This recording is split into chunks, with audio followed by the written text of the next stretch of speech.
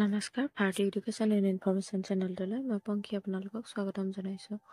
আজি আমি এই ভিডিঅ'টিত চাম ক্লাছ 12ৰ এডুকেশ্যন বিষয়ৰ মানসিক স্বাস্থ্য আৰু স্বাস্থ্য বিজ্ঞান নামৰ চেপ্টাৰটোৰ কিছু কুৱেশ্যন। তেন্তে আহক আমি কুৱেশ্যনসমূহ আলোচনা কৰোঁ।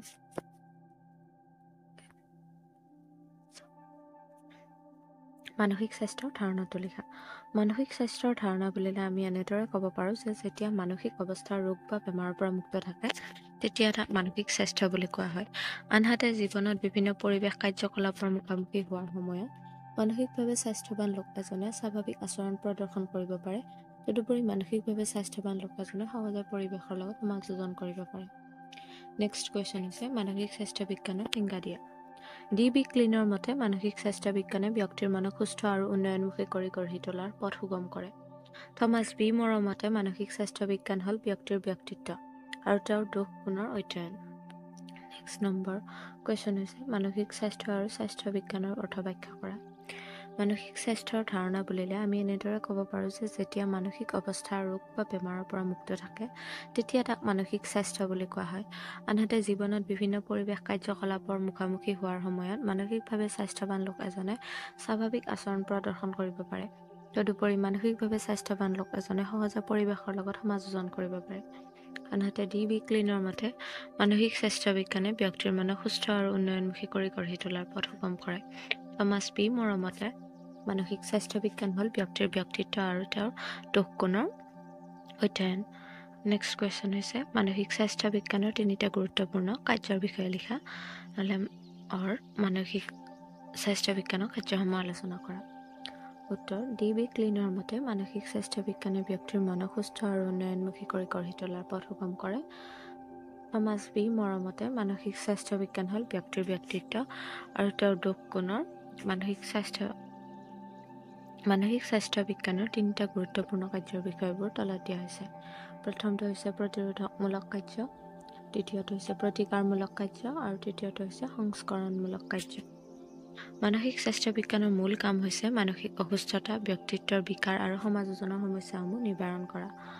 মানসিক স্বাস্থ্য বিজ্ঞানৰ প্ৰতিকাৰমূলক কাৰ্যই মূলতঃ চিকিৎসা কৌশলসমূহৰ ওপৰত গুৰুত্ব প্ৰদান কৰে। মানসিক স্বাস্থ্যৰ সংৰক্ষণমূলক কাৰ্যকলাপে মানসিক স্বাস্থ্যৰ গুৰুত্ব উপলব্ধি আৰু ইয়াৰ সংৰক্ষণৰ বাবে ল'ব লগা উপায়, কৌশল আৰু প্ৰক্ৰিয়াসমূহৰ বিষয়ে প্ৰণালীবদ্ধভাৱে জ্ঞান প্ৰদান কৰে। নেক্সট হৈছে এজন মানসিকভাৱে স্বাস্থ্যৱান ব্যক্তিৰ চাৰিটা বৈশিষ্ট্য বৰ্ণনা কৰা। মানসিকভাৱে সুস্থ এজন ব্যক্তিৰ বৈশিষ্ট্যসমূহ আলোচনা কৰা। এজন মানসিকভাৱে সুস্থ ব্যক্তিৰো মানসিক স্বাস্থ্য বিজ্ঞান প্ৰয়োজন।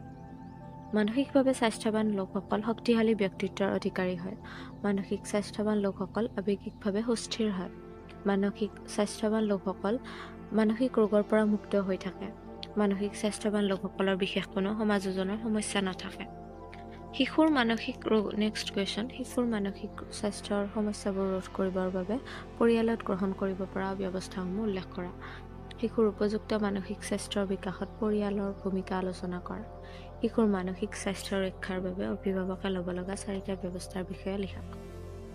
শিশুসকলক সততে সমালোচনা কৰিব নালাগে আৰু আনৰ লগত তুলনা কৰিব নালাগে, বৰং উৎসাহিত কৰি তুলিব লাগে। শিশুৰ ভৱিষ্যত সম্পৰ্কে অধিক উদ্বিগ্ন হ'ব নালাগে, সিহঁতক সাহস যোগাব লাগে। গৃহ পৰিৱেশ সদায় গণতান্ত্ৰিক বিধৰ হ'ব লাগে। শিশুৰ যুক্তিসংগত প্ৰয়োজনসমূহ যথাসম্ভৱ পূৰণ কৰিব লাগে। মানসিক স্বাস্থ্য বিজ্ঞানৰ পৰিসৰ ব্যাখ্যা কৰা। মানসিক স্বাস্থ্য বিজ্ঞানৰ পৰিসৰ বৃহৎ ধৰণৰ। ডি.বি. ক্লিনৰ মতে মানসিক স্বাস্থ্য বিজ্ঞানে ব্যক্তিৰ মনক সুস্থ আৰু উন্নয়নমুখী কৰি গঢ়ি তোলাৰ পথ সুগম কৰে। আৰু থমাছ বি মৰৰ মতে মানসিক স্বাস্থ্য বিজ্ঞান হ'ল ব্যক্তিৰ ব্যক্তিত্ব আৰু তেওঁৰ দোষ গুণৰ অধ্যয়ন। বিশেষকৈ ইয়াৰ পৰিসৰত অন্তৰ্ভুক্ত দিশবোৰ হ'ল মানসিক স্বাস্থ্য ৰক্ষাৰ নতুন নতুন কৌশল যুগুত কৰা, মানসিক ৰোগ প্ৰতিৰোধ কৰা, মানসিক স্বাস্থ্য বিজ্ঞানৰ দৰকাৰী দিশসমূহত গৱেষণা কৰা, মানসিক বিভ্ৰাট ধৰা পেলাই আৰু তাৰ সুচিকিৎসাৰ ব্যৱস্থা কৰা ইত্যাদি। শিশুৰ উপযুক্ত মানসিক স্বাস্থ্যৰ বিকাশত বিদ্যালয়ে পালন কৰা ভূমিকা চমুকৈ বৰ্ণনা কৰা। শিক্ষাৰ্থীৰ মানসিক স্বাস্থ্য ৰক্ষা কৰাত বিদ্যালয়ৰ ভূমিকা সম্পৰ্কে আলোচনা কৰা। মানসিক স্বাস্থ্যৰ ধাৰণা বুলিলে আমি এনেদৰে ক'ব পাৰোঁ যে যেতিয়া মানসিক অৱস্থাৰ ৰোগ বা বেমাৰৰ পৰা মুক্ত থাকে তেতিয়া তাক মানসিক স্বাস্থ্য বুলি কোৱা হয়।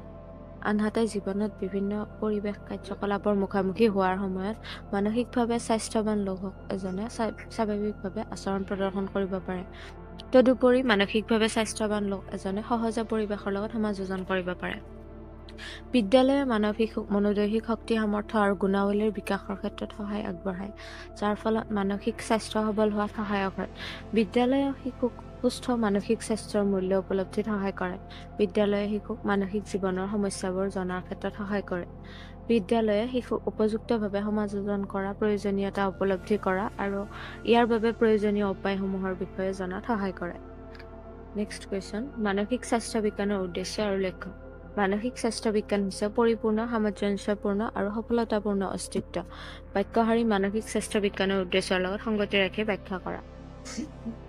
পৰিৱেশৰ লগত ব্যক্তিৰ সুস্থ সমাযোজনৰ ক্ষেত্ৰত সহায় কৰাটো হৈছে মানসিক স্বাস্থ্য বিজ্ঞানৰ এটা প্ৰধান উদ্দেশ্য।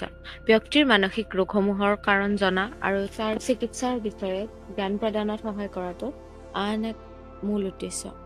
মানসিক স্বাস্থ্য বিজ্ঞানৰ উদ্দেশ্য হ'ল সুস্থ মানসিক বিকাশৰ বাবে উপায়, কৌশল আদি উদ্ভাৱন কৰা। মানসিক স্বাস্থ্য বিজ্ঞানৰ আন এক উদ্দেশ্য হৈছে মানসিক স্বাস্থ্য সংৰক্ষণত সহায় কৰা।